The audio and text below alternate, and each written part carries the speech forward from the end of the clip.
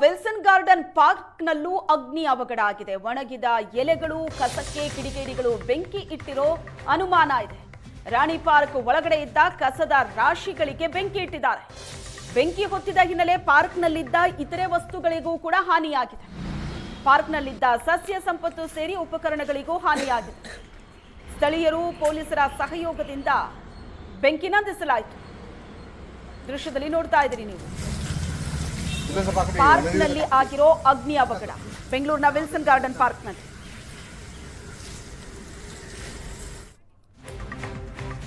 ಮತ್ತೊಂದು ಅಗ್ನಿ ಅವಘಡ ಆಗಿದೆ ನಂದಿನಿ ಲೇಔಟ್ನಲ್ಲಿ. ಬ್ಯಾನರ್, ಫ್ಲೆಕ್ಸ್ ಶೇಖರಿಸಿಟ್ಟಿದ್ದ ಗೋಡೌನ್ಗೆ ಬೆಂಕಿ ಹೊತ್ಕೊಂಡಿದೆ. ನಂದಿನಿ ಲೇಔಟ್ನ ರಾಜ್ಕುಮಾರ್ ಸಮಾಧಿ ಬಳಿ ಆದಂತ ಘಟನೆ ಇದು. ಮಧ್ಯರಾತ್ರಿ 12:30 ಸುಮಾರಿಗೆ ಬೆಂಕಿ ಹೊತ್ಕೊಂಡಿದೆ.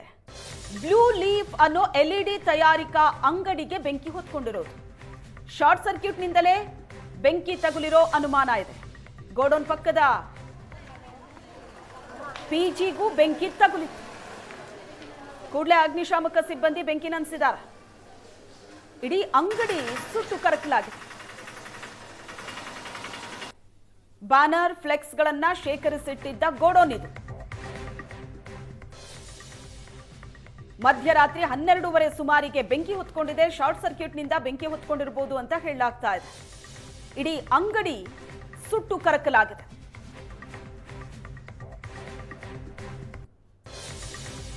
ಒಂದು ಬೈಕ್ ಕೂಡ ಸುಟ್ಟು ಹೋಗಿರೋದನ್ನ ನೋಡ್ತಾ ಇದ್ದೀವಿ.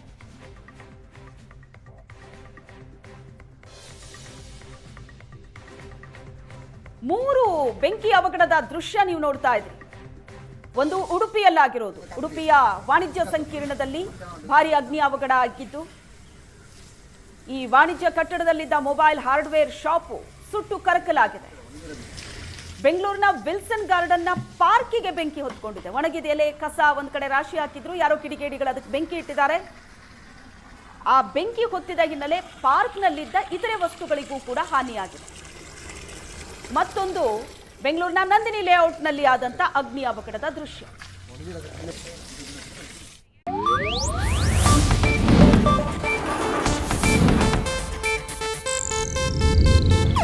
ಇದು ಏಷ್ಯಾನೆಟ್ ನ್ಯೂಸ್ ನೆಟ್ವರ್ಕ್ ಪ್ರಸ್ತುತಿ.